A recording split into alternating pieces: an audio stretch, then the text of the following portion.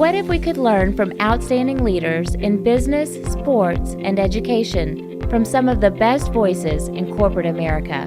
Lighting the Path is a series of interviews with industry leaders whose stories highlight strategies that build purpose-driven cultures, engage and retain top talent, develop drivers that create high-performance teams, and connect people to the vision of your company.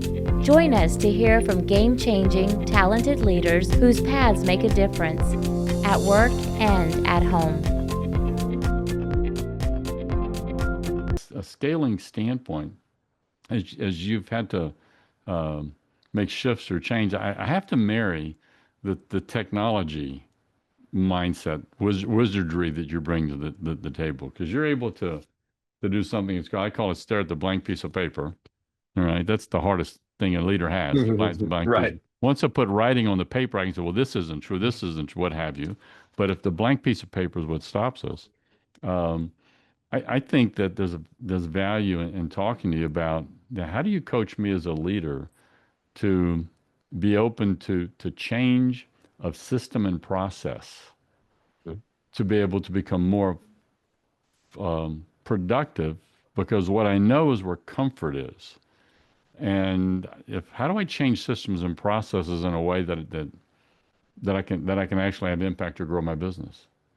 Yeah. I mean, I have found this sounds so overly basic, but I have found just jumping into a new tool, trying something, try like take a couple hours over the weekend and try and learn something that's you maybe intimidating to you right now. Hmm. Set it up on your own and run the system. I would say like today it's AI tools, right? And there's just so many of them, and who knows, half of them don't work. And but like things become even complicated things just become so much more comfortable. Just use it for half an hour or an hour, or watch YouTube is just the best resource in the world, right? You can find an hour tutorial, 40-minute tutorial on literally anything in the world on YouTube, and just watch it. And you don't have to take notes or anything. Just get used to it. And it's the Hmm. more it's immersion, right? The more you immerse yourself in something, the less intimidating it is. Yeah, well, then let's take on a topic here because I'm going to take advantage of this. Uh, you're talking to somebody, I'm going to demean myself a little bit, which probably isn't true, but from a technology standpoint, I'm kind of a neophyte with it. Now you're looking at a guy who no longer has an office. I've got a studio. I got technology all over me. But there's a topic right now I'm trying to get my head around. That's the AI bots. You mentioned earlier about with air, it's the ability to use technology to be able to go into the marketplace and be able to sort through information. If I'm in talent acquisition, um, what do I need to know about this whole concept of bringing AI in and creating AI bots? Um, how do you talk to somebody who is afraid of that because they can't get their head around it? Yeah. So the first thing that comes to mind is the big models like Google's Gemini or ChatGPT are really excellent teachers. Like you could sit down with one of those things and just start asking it questions. Like explain this to me. And if it's too complicated of an explanation, you can reprompt it and say, explain this to me like I'm in high school or like I'm Mhm. 5 years old. And it will. And this thing never gets tired. It just keeps interacting with you. And then you say like, well, what if I wanted to use this in this context and give it 2 sentences of like your professional context? It will do that. I mean, it's like the world's best coach. And so you start to get now it will hallucinate. So if you, I would encourage you to use the GPT Pro with the deep research feature where you Mhm. click that button and then it has to show you citations. It's still not always going to be right, but you can go from zero to very knowledgeable about something in like an Mhm. hour with one of these things. And you can just ask it what doesn't make sense to you, on literally any topic. That's a great place to start. Yeah, I love it. It fits in line with with some coaching that I got. Was I actually have a name for my, I guess we call it my bot, my agent, my Chat GPT agent. My wife came up with it for me. Her name's Angel. And Nice. so what I do is when I start a prompt, I'll say, "Good morning, Angel," and it forces me to actually just start talking. And it took me out of this thing about what do I say. And so now I just sit there and throw some questions at it, and then have her come in and provide information and said, no, that's not what I'm looking for. Here's what I'm, and what you're saying is that these tools and resources, while they are technical, it's not a person on the other end like a chat room, but it has the ability to parse information and will continue to do so if I'm willing to kind of open my mind up and peel the onion and just look at it and peel it down and be able to kind of elevate the depth and the accuracy of what you're coming out of it. I mean, right when you said that, I mean, that you're hit the nail on the head. Right when you said that, it reminded me of something that I learned earlier that changed how I interact with these agents. Is a lot of times I had because you kind of feel like you're talking. There's a person on the other end, right? Yes. They Yeah. built it to make it, it's skeuomorphic that way, and like or anthropomorphic that way. And so what I learned is you just get to do really hard things that would take a person like 2 weeks, right? So I'll give you an example. So I used the GPT, O3 Pro deep research thing and whatever. It costs $200 a month, but geez, I Hmm. mean that's like just don't go out to dinner once and you got your Hmm. $200, right? And so Right. and You can't hire now I call it an assistant. You cannot hire an assistant for that price value. exactly right. And this one has like 50 PhDs. So, That's it. but money well spent. And so I use it for many, many things, but business strategy planning, right? So if we're going to go into a new line of business or introduce a new product or a new go-to-market strategy, I'll describe it. I'll write, 3, 4 pages of brainstorm, and then I'll upload it to the chatbot and I'll say, poke holes in this. What am I missing? What are the gaps? And then Hmm. it'll find those gaps. And then I'll say, okay, well, let's take this scenario. Let's say I do option B and I go to market with this and that. Where does this fall down? What are the failure scenarios and how do I mitigate them? And these are pretty esoteric things usually. This is like if you're talking to a general business coach, they're tapped out. They're just like, okay, I don't know.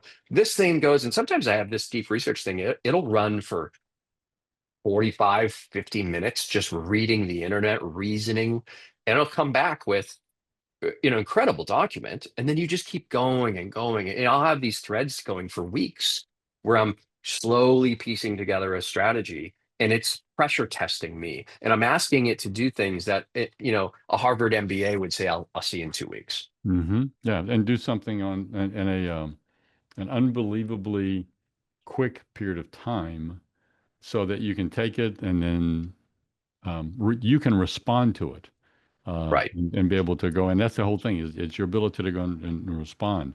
I have to tell you, the world we're living in when I was in college is whenever the movie 2001: A Space Odyssey came out. And I'm at dinner the other night going, we're living in 2001: A Space Odyssey right now, and just in a real thing. But rather than being afraid of it, right, it's. I think that in today's time, if whoever's listening to this is an area that out of all the people that I get a chance to interact with, nationally and globally, I've got clients from Canada to South Africa now.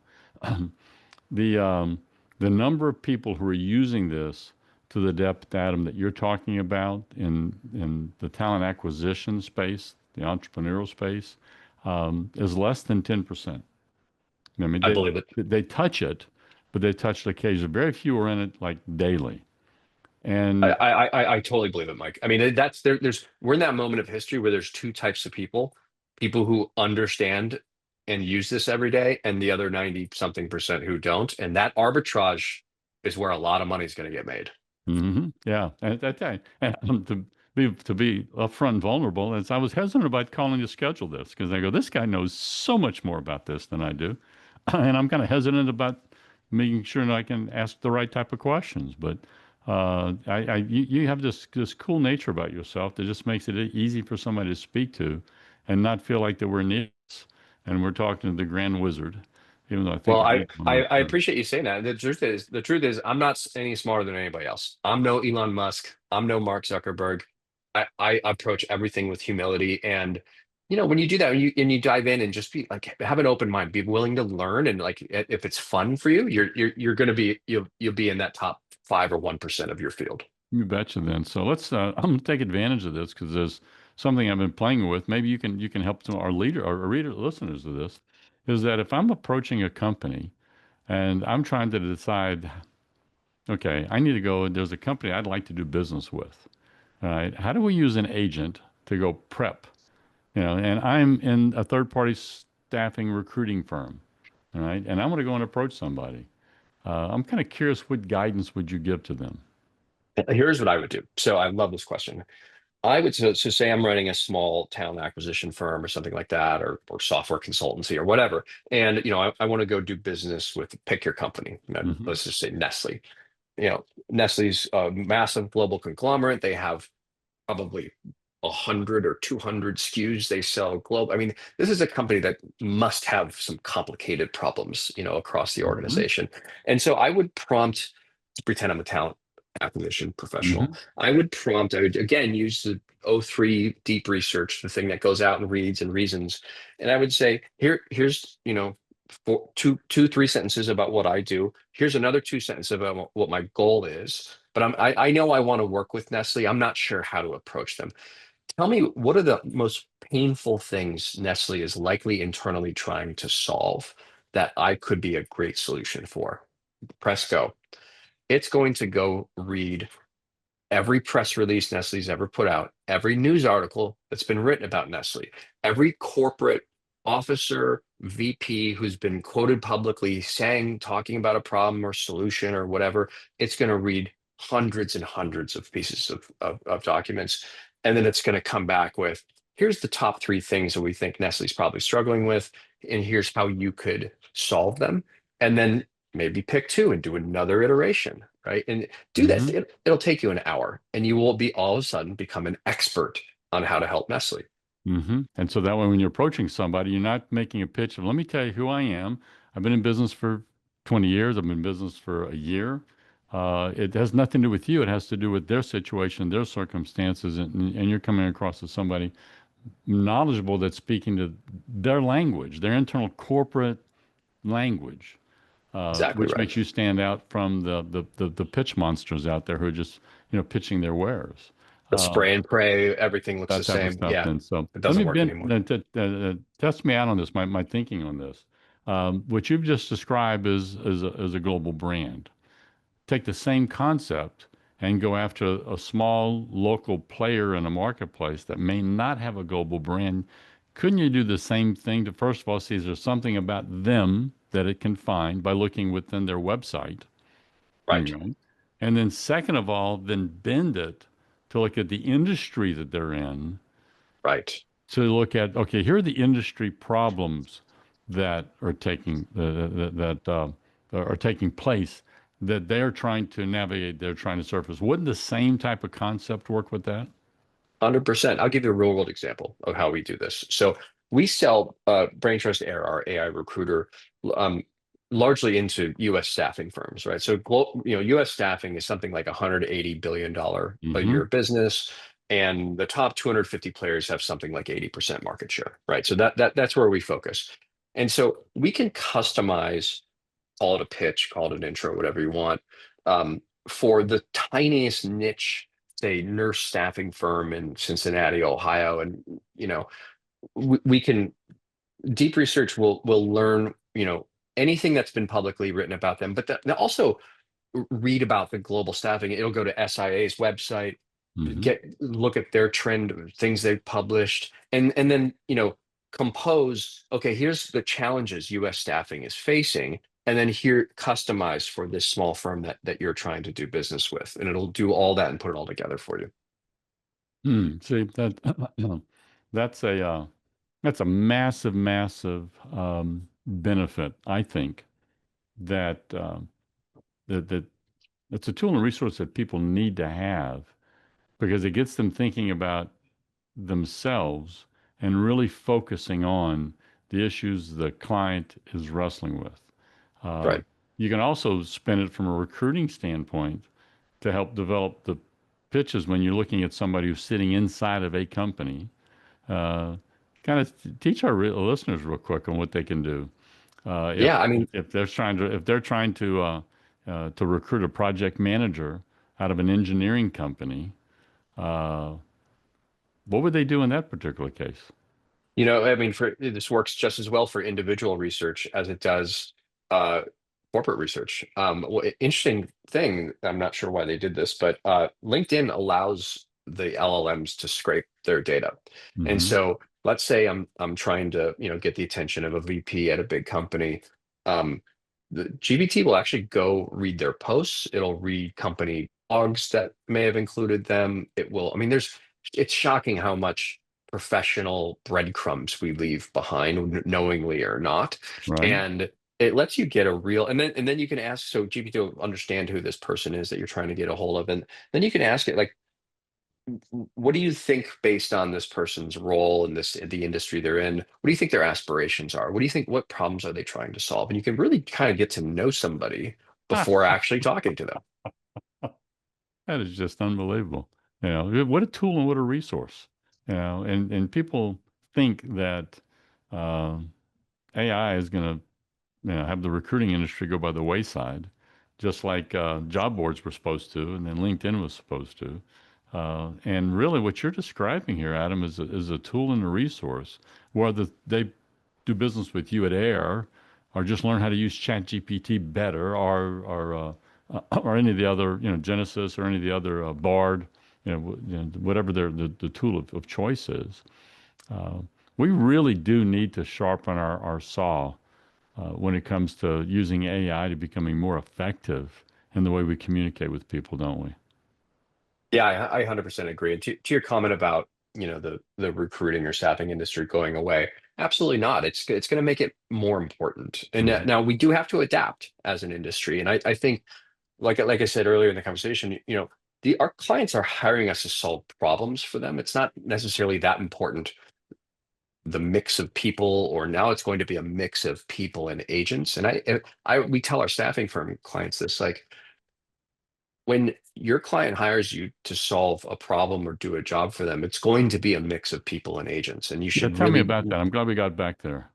yeah, I mean, it's, I'll just talk about the one I know the best, and then I can extrapolate out. Like, when we sell air, it's not to get rid of all your recruiters, it's to make them 100 times better. And so if you're gonna staff accountants for your client, you should staff accountants who are, leaned into AI tools. And then later, likely you'll see like companies that will sell an accounting agent who buddies up, who pairs up with a CPA, and then you're selling that pair of talent to the client to solve the problem. So the industry is going to change, right? Let's not ignore that fact, and there will be some job displacement. I think anyone who denies that is either ignorant or lying or both. And we have to be sensitive to that. Lean into that with empathy, because it Mhm. is scary to some people. But I just don't think, this industry doesn't go away. I think it gets more valuable. It does, because I'll tell you one major change I've seen in my career was that, and this is in the last 15 years, is that the one of the reshifting that's taking place is there's no longer any low-hanging fruit. In other words, we were hired in the third-party recruiting space, sometimes to fill positions that companies could fill themselves. They didn't have the time, the resources, the bandwidth, or what have you. And we've seen a lot of those jobs go by the wayside because the clients could get to them. But what's happened is the demand to be able to find the needle in the haystack, the person who is called the passive candidate, to be Right. able to go and find somebody that takes some persuasion not to leave. It's to uncover the reason why somebody might leave, and to create a story that says that if you're going to leave, let me tell you how this can actually improve your career path and solve the issues and stuff. That demand has not gone away. It has actually No, got that will more. only go up. That will Actually, go up with what we're talking about here. So yeah. this is a powerful tool. I'm so glad we had this conversation, because it's an important one that I think that people, whether you're working in talent acquisition, or you're working in leading an organization in some type of service-based business, um, your ability to be able to expand your mindset, right, and to be able to push through the unknowns. If you were to look back on, I'll test vulnerability here real quick, Adam. If you were to go back and look in the four ventures you had, what was the biggest mistake that you made? Oh, you're gonna ask me to narrow that long list down, huh? Uh, I think what first comes to mind is not is not taking a big enough swing, Mm, is, like being a little too narrow with my vision, my focus, my goals. You got to start narrow, right? You got to find product market fit with something probably pretty narrow. Not everybody starts a company and turns into Facebook, right? I mean, you got to start narrow.